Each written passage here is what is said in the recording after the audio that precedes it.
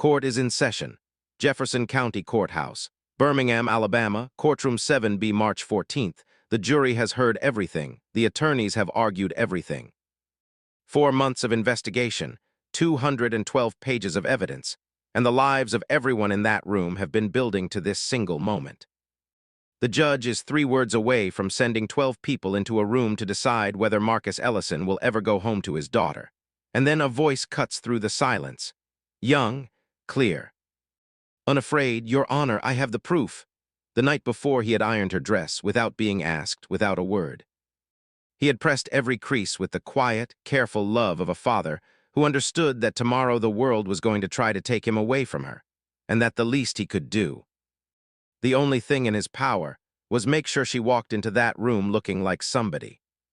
He had hung both outfits on the back of the door, his suit, her navy dress with the white collar, side by side. He didn't know she'd been watching from the hallway.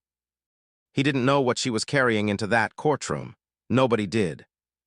Nobody had seen the folder she'd assembled at the kitchen table, under the lamp, night after night, while he thought she was asleep. Nobody knew how many hours she had spent, how many pages she had read, how many people she had quietly, methodically contacted. Nobody in that courtroom knew that the most dangerous person in the room was the 12-year-old girl in the second row. They would know soon. This is the story of Amara Ellison. And what happened next will restore your faith in justice and the most dangerous person in that room. But before we get to that moment, before we get to what was inside that folder, before we get to the looks on the faces of the people who underestimated her, before we get to the moment when everything cracked open and the truth finally came flooding through, we need to go back. We need to go back to the beginning, to a quiet Tuesday morning in Birmingham, Alabama, to a man who loved his daughter more than his own life. And to the moment someone decided that love wasn't enough to protect him. Marcus Darnell Ellison woke up every morning at 5:15 a.m., not because an alarm told him to. After 20 years of the same routine, his body had simply decided that was when morning began. He'd swing his legs over the side of his bed, sit for just a moment in the dark, breathe, 1 breath, 2 breaths, 3, and then he'd get up and start the day. He was 44 years old. Broad-shouldered, with reading glasses, he kept pushing up his nose because the right arm was slightly bent out of shape. He'd fixed them with electrical tape 3 months ago and hadn't gotten around to replacing them. He had hands that showed every year of hard work, knuckles scarred, palms thick, nails always clean despite everything. He was particular about that. Clean nails, polished shoes, pressed collar. His mother had taught him that. He was also the best school custodian Jefferson Middle School had ever had. He had been there for 11 years. He knew every crack in every hallway floor, every classroom light that flickered on cold mornings, every drain that backed up after a heavy rain. He knew which kids skipped third period and hid behind the gymnasium, and which teachers left their classroom doors open when they cried after a hard day. Jefferson Middle School was not just where Marcus Ellison worked. It was, in many ways, where he lived. But the most important thing about Marcus Ellison, the thing that made him who he was, that explained every choice he'd ever made, was the girl asleep in the bedroom down the hall. Amara. He would make her breakfast before she woke up. Scrambled eggs because she liked the way he made them, with a little extra butter and what he called the secret ingredient, a pinch of smoked paprika that his late wife, Diane, had discovered by accident one morning and declared a household law. He would set the table, put a napkin under her glass, leave a sticky note on the refrigerator with the day's weather, her schedule reminder, sometimes a small joke. Why did the Scarecrow win an award? Because he was outstanding in his field. He'd been leaving those notes every morning since Diane died. Diane Ellison had passed from ovarian cancer on a February morning 4 years ago. She was 41. She had been studying pre-law part-time at night school when she got sick, trying to finish the degree she'd deferred when Amara was born. Her textbooks were still on the shelf in the living room: Constitutional Law, Evidence and Procedure, Introduction to Criminal Justice. Marcus hadn't been able to bring himself to box them up. He kept them dusted. He told himself it was respect for her memory. He didn't allow himself to examine that reason too carefully. Amara was their daughter in every cellular sense of the word. She was 12 going on 47. She wore her hair in two neat braids that she did herself every morning without being reminded. She had Diane's eyes, deep brown with gold flecks that showed when the light hit them right, and Marcus's stubbornness, which is to say absolute and total stubbornness. She read constantly. Library books, her mother's old textbooks, anything she could find. She had a composition notebook she called My Research Journal that she carried everywhere. She did not use it for doodles. She used it for notes. What Amara loved most about her father, the thing she could not have put into words but that lived in her chest like a steady flame, was the way he moved through the world. Quietly, carefully, with dignity so deep it required no announcement. She had watched men disrespect him her entire life, and she had watched him respond to every single one of them with patience and grace. She asked him once, when she was 9, if it ever made him angry. He had looked at her for a long moment, then said, "Baby, anger burns the person carrying it more than the person it's aimed at. I carry something better, I carry the truth, and the truth is patient." She wrote that in her composition notebook. She would think about it a great deal in the months to come. Jefferson Middle School sat on the east side of Birmingham, in a neighborhood that the city's real estate listings called up and coming, and the people who lived there called home. It was a school of 412 students, roughly 80% black and Hispanic, fed by a neighborhood that had seen better decades but retained something that newcomers never expected. A fierce, particular pride. The school had its struggles, outdated textbooks, a gymnasium roof that leaked in spring, not enough counselors, never enough counselors, but it also had Mr. Ellison, and in the informal mathematics of the community, that counted for a lot. The students loved him in the way students love the adults who actually see them, not through them, not at them, but genuinely, personally see them. He knew their names, not just first names. He knew that Jalen in 7th grade was going through his parents' divorce. He knew that Priya in 8th grade wanted to be an engineer, and that she got nervous about the math. And so one afternoon he'd sat with her in the hallway during his break and worked through the problems with her, not because anyone asked him to, but because it was the right thing to do, and he had 20 minutes. That was Marcus. The teachers knew it, the parents knew it, the students definitely knew it. And then, in September of that school year, a new principal arrived. Todd Hargrove came from a district in Georgia with a reputation as a turnaround specialist. The school board, under pressure to show administrative change, had recruited him with what was, by the district's standards, a generous contract. He was 51 years old, with silver-streaked hair, wire-rimmed glasses, and the particular brand of confidence that arrives prepackaged in certain men who have never been seriously questioned. He wore pressed khakis and golf shirts to work. He'd installed a new leather chair in the principal's office within his first week. The old one was fine, but it wasn't his. He brought his own coffee maker. He held a staff meeting on his first Monday and used the word optimization 7 times. Several teachers counted. The staff gave him the benefit of the doubt. Schools needed leadership. Leadership brought with it some disruption. That was understood, but there were small things. Small things that accumulated the way small things do, until they form something you cannot ignore. He referred to the custodial staff in meetings as support services. Not wrong, technically, but said in a tone that made the distinction feel pointed. He had passed Marcus in the hallway 3 times in his first 2 weeks without speaking. On the 4th time, Marcus had nodded and said, "Morning, Principal Hargrove." Hargrove had looked at him, and said, "Yes, good morning," and kept walking. The kind of good morning that meant nothing at all. What seemed like a small detail would become very important later. And there was one other thing that Marcus noticed, but didn't yet understand the significance of. Principal Hargrove had, in his first month, quietly restructured who had financial authorization over the school's student activity fund, the account that held money raised from bake sales, car washes, and small donor events, typically around $4,000 to $6,000 at any given time. He had moved himself to the account's primary signatory. He had done this without a committee meeting, without sending a memo, almost without notice. Almost. It was a Tuesday in November, cold for Birmingham. A damp chill that crept under jacket collars, when Marcus Ellison found himself standing outside the principal's office for the first time in 11 years, and not because he'd requested the meeting. He'd been called in. He knocked on the open door. Hargrove was behind the desk, and seated beside him was a woman Marcus didn't recognize. Later, he would learn she was from the school district's HR department. Between them on the desk was a printed document. "Close the door," Hargrove said, not "please close the door," just the instruction. Marcus closed it. He sat in the chair across from them, the one reserved for students who were in trouble, and he kept his face still, his hands in his lap. Hargrove slid the document across the desk.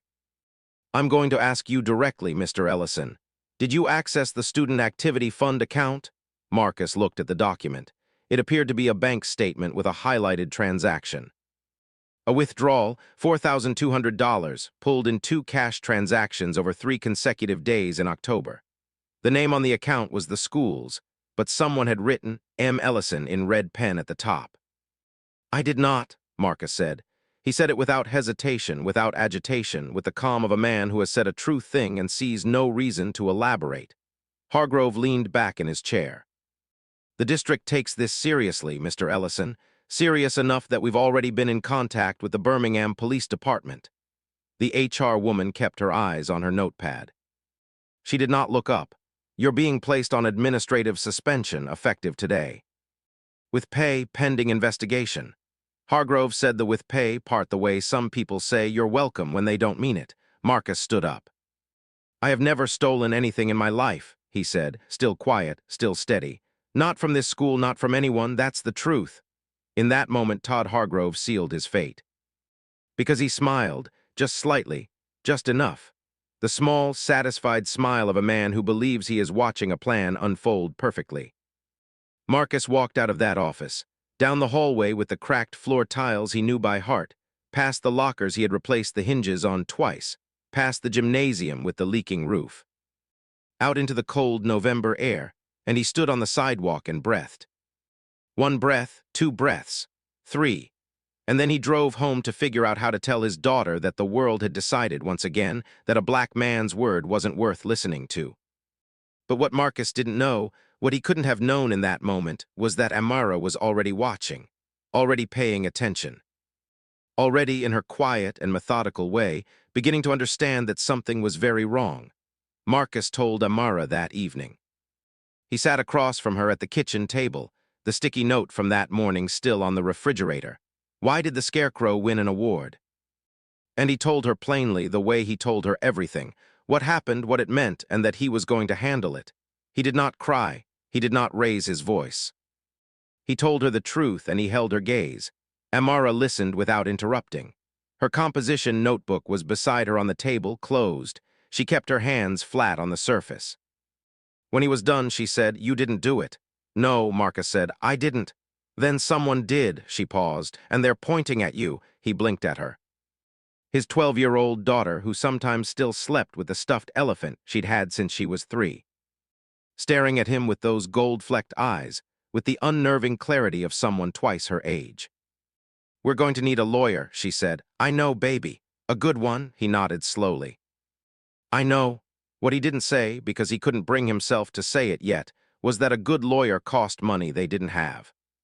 What he didn't say was that his savings account had $2,300 in it, that the rent was due in 12 days, that Amara's winter coat had a broken zipper he'd been meaning to fix.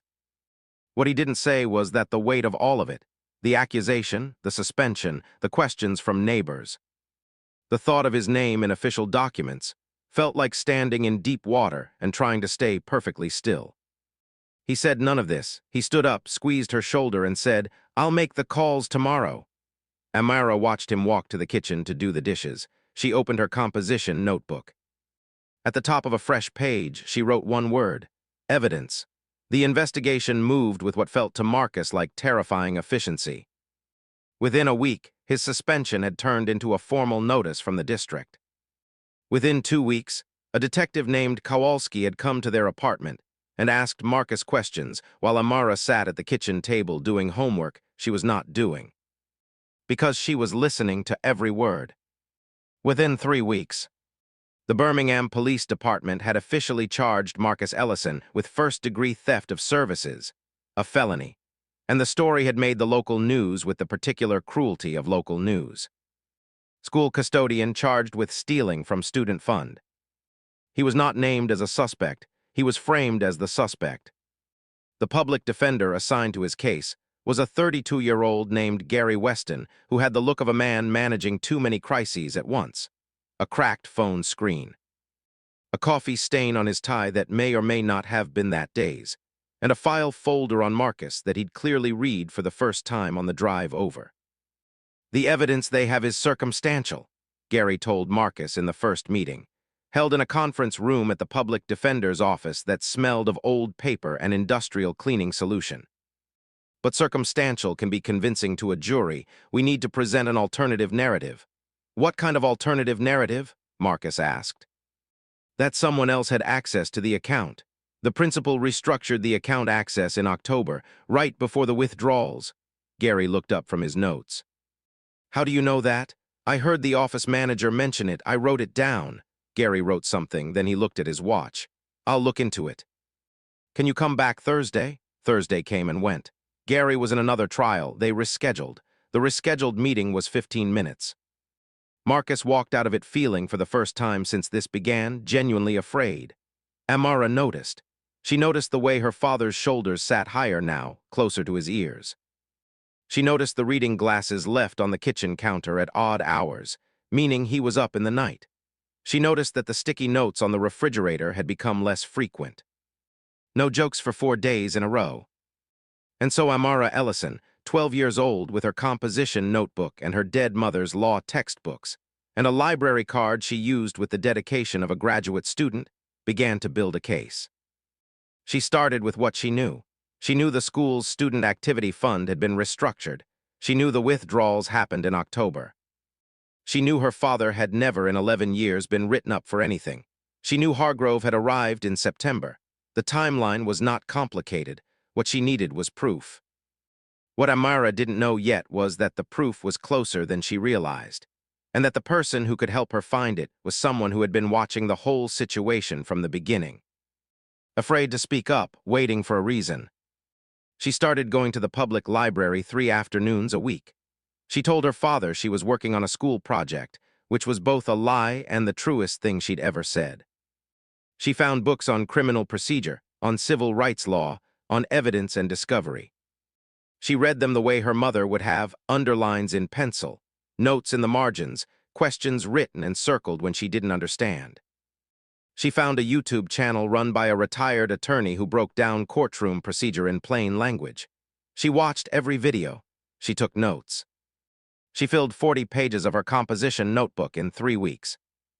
And in the evenings, while her father thought she was sleeping, she sat cross-legged on her bedroom floor under the lamp. Going through bank records, she had asked her father to share with her under the pretense of trying to help with the family budget, a request he honored because he'd always treated her like an intelligent person, and she looked for patterns that didn't belong. She found 2 withdrawals 4 days apart, each slightly under $2,100. She had read enough to know this pattern had a name: structuring. Deliberately keeping individual transactions under reporting thresholds to avoid automatic flags. She wrote this word in capital letters and circled it twice. She didn't know yet that she was right. But she was. Meanwhile, the world outside was getting harder. A woman from the neighborhood, someone Diane had known, someone Marcus had helped move her furniture twice, stopped saying hello at the mailboxes. A parent of one of the Jefferson students posted something on the neighborhood Facebook group that was just vague enough to avoid libel but specific enough to destroy. Hard to believe the people you trust in a school. Marcus's brother in Atlanta called, not to offer help, but to ask questions Marcus couldn't answer without hearing doubt seeping in from the other side of the phone.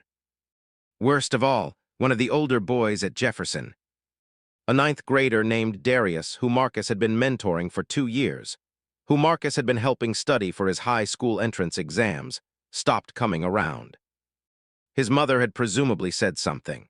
The boy Marcus had given his personal cell number to with the words "call me if you ever need anything" had simply gone quiet. Marcus didn't say anything about Darius, but Amara saw it. She wrote in her notebook, "He keeps losing things and he never complains, but he's losing them. I have to hurry." The preliminary hearing was held on a Thursday in January. It was a small hearing, procedural mostly, but Marcus had been told to appear, and he did, in a suit that was 7 years old but still fit, still pressed, still dignified. Amara was not allowed in for the hearing itself, so she sat in the corridor outside the courtroom on a wooden bench, her composition notebook on her lap, still as a stone. Through the door she could hear almost nothing. She sat for 2 hours. When Marcus came out, he walked to the bench, sat beside her, and said nothing for a long moment. "Gary wasn't prepared," he finally said. "The district's attorney presented new documentation, phone records. They're saying they have a record of me calling the bank the day before the first withdrawal." Amara looked at him. "Did you? I've never called that bank in my life," she wrote in her notebook without taking her eyes off the corridor. "Manufactured phone records, or wrong number attributed to wrong person." "Check documentation chain of custody." Marcus watched her write. He put his hand over hers gently. "Baby," he said, "you don't have to." "I know I don't have to," she said. "I want to." She looked at him. "You always told me the truth is patient. I'm being patient, but I'm also moving." He squeezed her hand once, looked at the ceiling. Pressed his glasses up his nose with one finger. "Your mother would have done exactly the same thing," he said quietly. "I know," Amara said. "I read her books." The weeks following the hearing were the hardest. The trial date was set for March 14th, 7 weeks away. Gary Weston remained overwhelmed. Marcus met with him 4 times in those 7 weeks. 3 of those meetings were under 30 minutes. Gary was not incompetent. He was genuinely doing his best. But his best was stretched across 42 open cases, and Marcus's was one of them. He kept referring to Marcus's case as the school thing in his notes. Marcus noticed this. He said nothing. At night, Marcus prayed. He was not a man who made a performance of faith. He prayed privately in the chair by the window with the lamp off, just him and whatever was listening. He prayed for the truth to come out. He prayed for his daughter to be spared this. He prayed, on the worst nights, that he would somehow not collapse under the weight of what was happening, because Amara needed him to remain standing. And that obligation was both the thing that broke him and the thing that held him together. One night, Amara appeared in the doorway of the living room at 11:30 in the dark. He looked up. She was in her pajamas, braids slightly undone, and she was holding a piece of paper. "I found something," she said. She came and sat beside him and placed the paper in his lap. It was a printed page from a publicly accessible database, nonprofit financial disclosures. She had found the school's parent organization's annual report, which referenced the student activity fund balance at the end of the previous school year, $5,847. She had also found something else. She'd been corresponding, by email, with a man named Mr. Accusation, a retired accountant and community volunteer who helped families navigate financial disputes in the Birmingham area. She hadn't told her father this. She'd introduced herself as a student doing research on financial fraud patterns. Mr. Accusation had emailed her back within a day, and over 3 weeks of careful correspondence, her questions thoughtful and specific. His answers educational and increasingly impressed. He had confirmed something important. The pattern of withdrawals she had identified had a specific legal name. The documentation she had found was potentially material to the case, and most importantly, he knew a way she might be able to verify whether those cash withdrawals had been deposited into a personal account, rather than returned to the school. He had also told her something that changed everything. He said, Amara told Marcus quietly, that he knows someone who worked at the district before Hargrove transferred here. He said there were questions about missing funds at the last school, too. He said no one filed a formal complaint because he left before the investigation got going. Marcus stared at the paper in his lap. "Amara," he said slowly. "How long have you been doing this?" She thought about it. "Since November," she said, "right after they charged you." He didn't know whether to be terrified or awed. He was, in the end, both. What he didn't know, what neither of them knew yet, was that there was one more piece of evidence that hadn't yet surfaced. One piece that was sitting in a file on a password-protected computer at Jefferson Middle School, placed there by someone who had been watching everything and had finally decided, in the quiet of their conscience, that they had stayed silent long enough. The social weight kept crushing down. The story in the local paper got picked up by a regional outlet. It was a 4-paragraph piece, mostly factual, but it named Marcus Ellison and it named the school. Amara found it at the library. She read it twice. She printed it out and brought it home and placed it on the kitchen table. "I've read it," Marcus said. "Did they call you for a comment?" "No," she wrote that in her notebook too. No request for comment from subject. One-sided sourcing. Check who gave the original tip. In February, 6 weeks before trial, Amara did something that scared even her. She went to Jefferson Middle School, not to cause trouble, not to be seen. She went on a Saturday afternoon, when she knew the building would have minimal staff, just the weekend custodial crew, none of whom knew her by sight. She had a reason to be there. The school's community garden, which the Student Environmental Club maintained, had an open-access Saturday program. She had signed up a week earlier. She spent 20 minutes in the garden, then she went inside to use the bathroom, and on her way back she walked past the main office. The door to the office was slightly open. She could see the file cabinet she knew was near the window, because her father had once replaced the handle on its bottom drawer. She could also see on the desk near the window a phone sitting unlocked and face-up. She kept walking. She went home. She sat in her room and thought for a very long time. She was not going to do anything illegal. She had read enough to know what that meant for a case. But she had also read enough to know that if there was documentation on that phone or in those files, there was a legal process for getting it. It was called discovery. And Gary Weston, who was overwhelmed with 42 cases, had apparently not yet filed for discovery that specifically targeted internal school communication records. She wrote Gary Weston an email from her father's account. Subject: questions about discovery process for school internal records. She was 12 years old. She sat at the kitchen table in her braids and her pajamas, and she wrote a careful, specific, legally referenced email to her father's public defender, asking why the discovery request did not include internal communication records from the principal's office for the months of September through November. Gary Weston stared at that email for a very long time before he picked up his phone and called Marcus Ellison. "Did you write this?" he said. There was a pause. "My daughter did," Marcus said. Another pause. "She's right," Gary said. "I missed it. Give me 48 hours. The discovery request went in on a Wednesday. The district's attorneys objected on a Friday. That objection, which Gary described to Marcus as unusually aggressive for a simple internal records request, was itself a piece of information. When people fight this hard against someone looking at something, it is usually because there is something to find. Amara wrote that in her notebook too. Objection to records equals evidence of records. The judge overruled the objection the following Tuesday. The school district had 10 business days to comply. Amara counted the days on a calendar she'd pinned to her bedroom wall. She crossed them off each morning with a red marker. On day 7, Mr. Accusation called Marcus directly. He had, through his own connections, gotten in contact with someone who had worked at Hargrove's previous district, the one in Georgia, a school board secretary named Mrs. Fuller, who had processed budget reports for 8 years. She had noticed irregularities. She had flagged them. She had been told it was an accounting error, and then Hargrove had transferred, and then the irregularities had quietly disappeared from the records, and Mrs.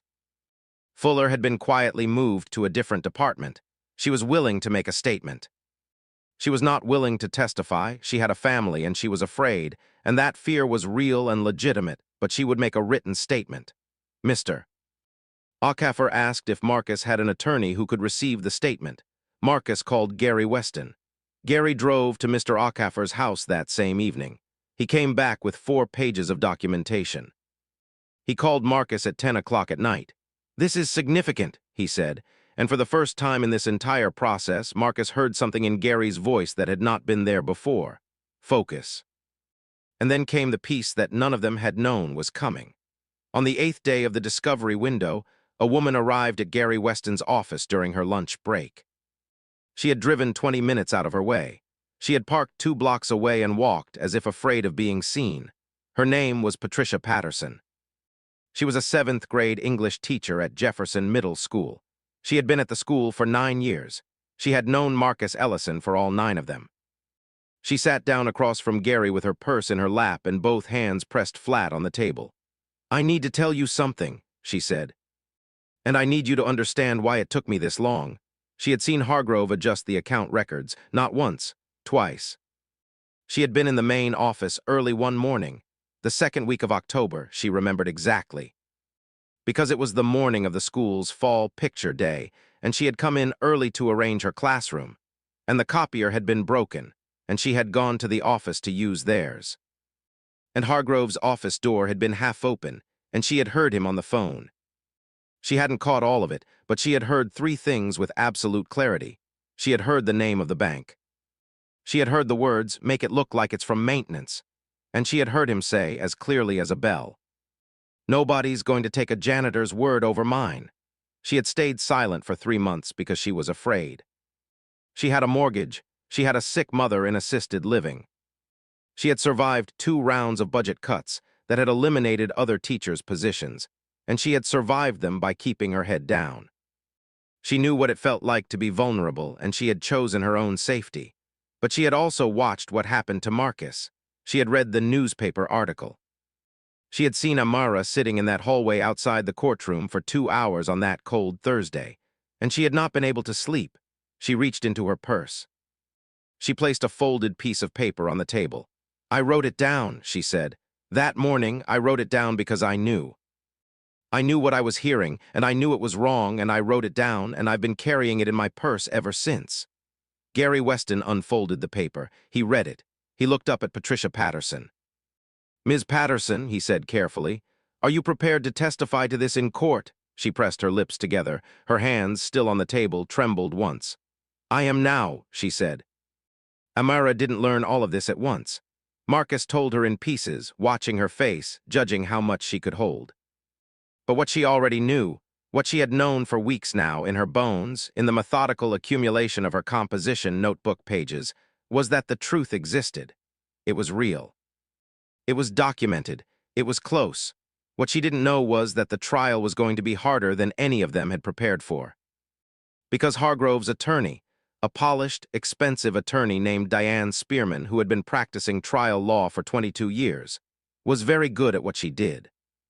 And she was going to do everything in her power to ensure that the documents, the testimony, and the months of careful work done by a 12-year-old girl and an overwhelmed public defender never made it in front of that jury in a form that mattered. If only Todd Hargrove had paid attention to that quiet girl with the manila folder. If only he had understood what was coming. Because by the time March 14th arrived, the most dangerous person in that courtroom was going to be the one they'd never thought to worry about. March 14th, Birmingham, Alabama.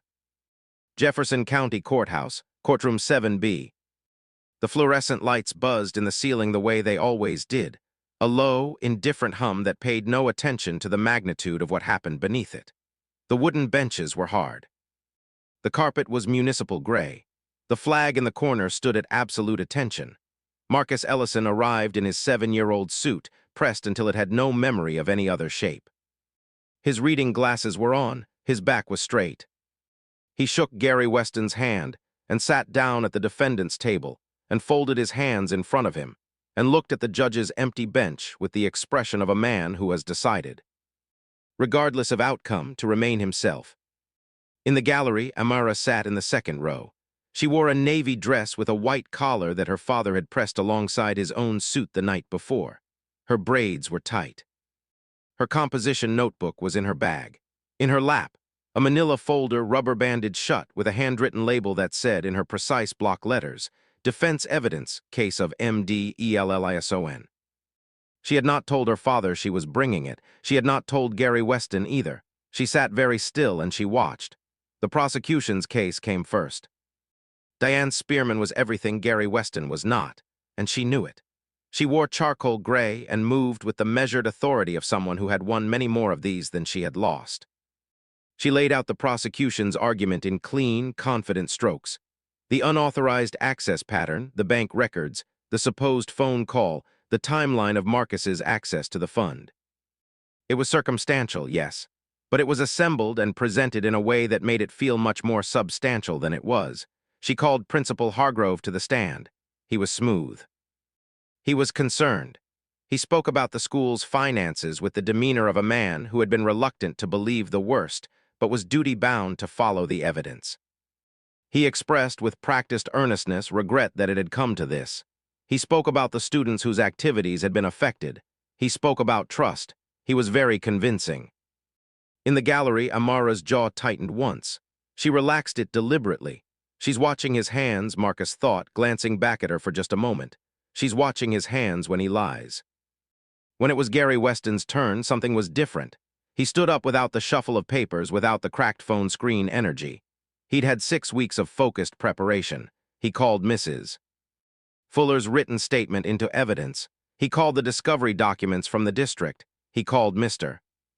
Acaffer as a character witness who also testified, credibly and carefully, about financial irregularities in the pattern of the withdrawals. Then he called Patricia Patterson.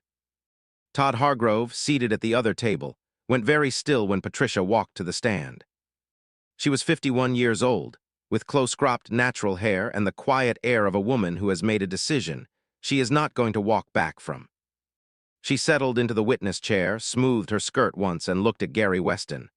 "Ms. Patterson," he said, "can you describe what you heard on the morning of October 8th? She described it. Every word, the name of the bank, make it look like it's from maintenance. The final sentence, nobody's going to take a janitor's word over mine. The courtroom did not erupt. It did something more unsettling. It went very, very quiet. Spearman rose for cross-examination like a hawk straightening its wings. "Ms. Patterson," she said with calibrated skepticism, "you're telling this court you overheard this conversation through a half-open door 3 months ago and chose not to report it to anyone until last week." "Yes," Patricia said. "You're asking this jury to believe you've been carrying a handwritten note in your purse for 3 months. Yes. And isn't it possible that you misheard, misunderstood? Perhaps took one line out of context?" Patricia looked at her steadily. "No," she said, "I am not." In the gallery, several people shifted in their seats. The jurors were watching. Hargrove's composure had the quality of something held together very carefully, and that was when the first crack appeared. Spearman presented what she called rebuttal evidence, a log of access to the school's administrative files, which she claimed showed Marcus had accessed certain financial documents on a date he shouldn't have. Gary Weston stood up. "Objection, Your Honor. Chain of custody for this document was not established during discovery.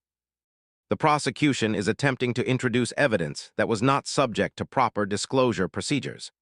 Judge Harold Simmons, a 64-year-old man with the demeanor of someone who had heard every argument twice and found most of them insufficient, looked down at Spearman.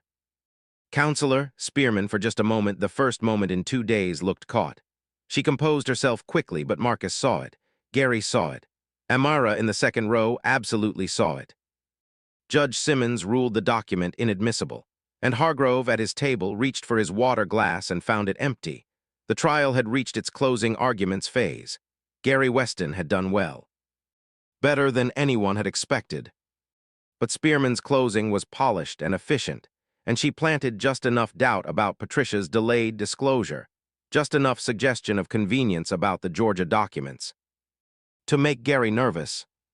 He leaned over to Marcus during the brief recess. "It's close," Gary said quietly. "I think it's close." Marcus nodded. He looked straight ahead. In the gallery, Amara was very still. What happened next was not in any plan.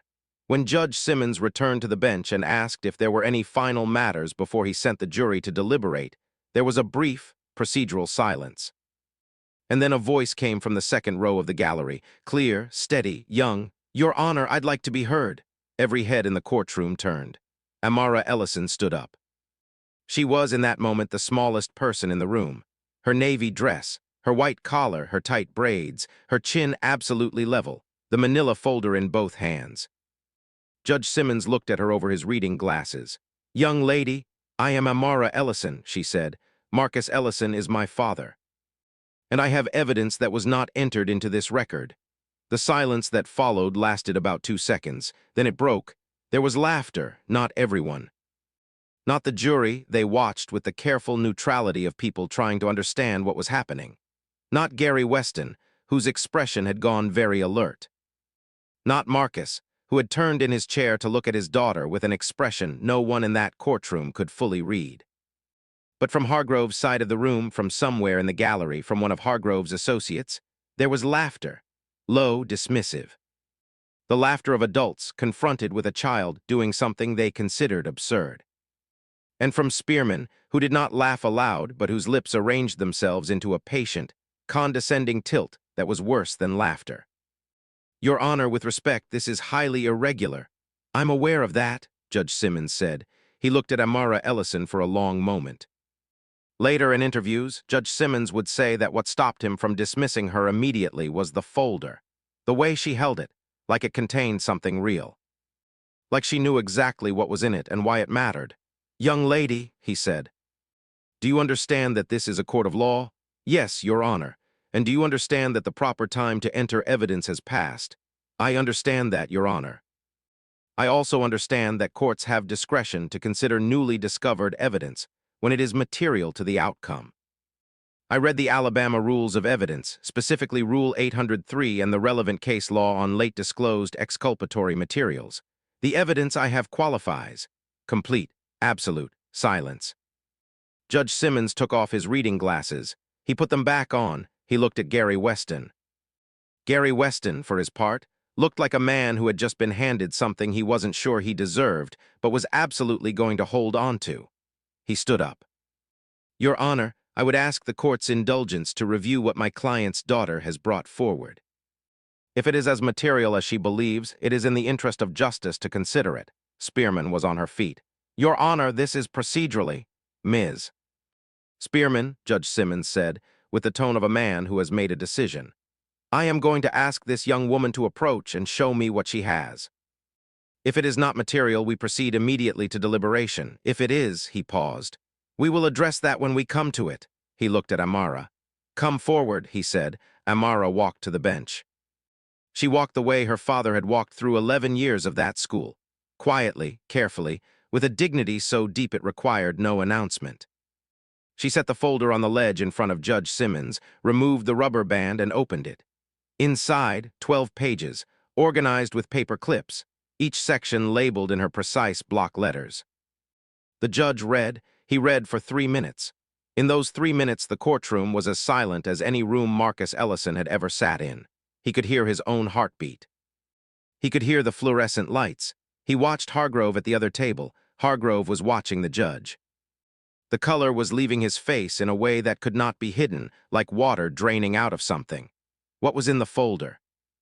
First, a printed copy of a screenshot from the school's internal email system, accessed legally through the discovery documents the district had been required to produce. Documents that Gary Weston had reviewed, but not fully cross-referenced. Amara had cross-referenced them. The email was from Hargrove to the district's finance administrator. Dated October 3rd, 5 days before the first withdrawal, asking about the process for removing an employee from a position and referencing appropriate documentation for the personnel file. Second, bank deposit records obtained by Mr. Acaffer through a Freedom of Information request Amara had helped him draft, showing a cash deposit of $4,150 into a personal account linked to Todd Hargrove's home address on October 22nd. 4 days after the second withdrawal from the student fund. Third, Mrs. Fuller's statement from Georgia, the earlier pattern, the same numbers, the same timeline. Fourth, and this was the piece that broke everything open, a printed email exchange between Hargrove and an unnamed contact. Found in the discovery documents buried in 47 pages of administrative correspondence that Gary Weston, stretched across 42 cases, had not had time to read in full. Amara had read every page. In the email, Hargrove wrote, "The fund discrepancy will be attributed to the maintenance budget line. ME has full access to the building systems." "It's a natural assumption." ME Marcus Ellison, written by Todd Hargrove, dated October 1st, 13 days before the first withdrawal. Judge Harold Simmons looked up from the folder. He looked at Todd Hargrove, and then, in front of the jury, in front of the gallery, in front of everyone who had laughed at the small girl in the navy dress, he said 4 words. "Bailiff." "Hold this man." The sound that followed was not applause. It was something more primal than that, a collective exhale from the room, like a held breath finally released. Several people in the gallery stood without meaning, too. One juror put her hand over her mouth. Hargrove's chair scraped backward. He started to speak. Spearman put a hand on his arm, attorney instinct, but the arm that instinct reaches for when there is nothing left to argue. At the defendant's table, Amara Ellison sat completely still. Then he took off his reading glasses. He set them on the table. He put his face in his hands. He did not make a sound. Amara stood at the bench with the empty folder in her hands, and she watched her father's shoulders shake. Just once, just briefly, before they stilled. Then she walked back through the gate and around the table, and she put her hand on his back. He reached back without looking up and covered her hand with his. The courtroom hummed around them. Judge Simmons spoke to the room with the measured weight of a man who understood what had just occurred. In 41 years on the bench, he said, I have seen evidence presented in many ways. He paused. I have never had it presented quite like this. He looked at Amara.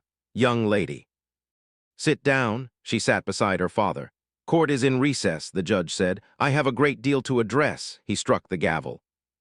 And in the ringing silence that followed, Todd Hargrove, who had said nobody would take a janitor's word over his, was escorted from the courtroom by the bailiff, while the people who had put their faith in Amara Ellison breathed for the first time in 4 months. The charges against Amara Ellison were formally dismissed 11 days later.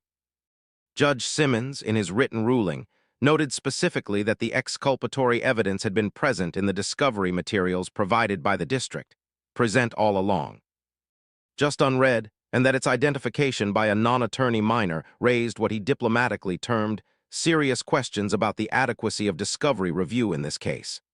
Gary Weston, to his credit, took the note. He hired a paralegal. He reduced his caseload. He sent Marcus a handwritten letter of apology. Marcus wrote back. Neither of them would talk publicly about what was in either letter. Todd Hargrove was charged with first-degree theft, fraud, and misuse of public education funds. The DA's office, once handed the documentation Amara had assembled, found additional evidence that had previously gone unreported, a pattern stretching back 8 years across 3 districts, totaling more than $30,000. The case in Georgia reopened within 30 days. Mrs. Fuller, who had been afraid for so long, finally gave the deposition she should have given years earlier. She cried on the phone to Mr. Acaffer afterward. He told her she had done the right thing. She said she should have done it sooner. He said, yes. But you did it. The school board accepted Hargrove's forced resignation and issued a public statement expressing deep regret about the situation. Several community members felt the statement was insufficient. The school board chair received a great number of emails over a period of several weeks.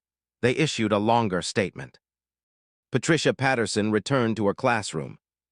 She had feared retaliation, and that fear had not been unfounded.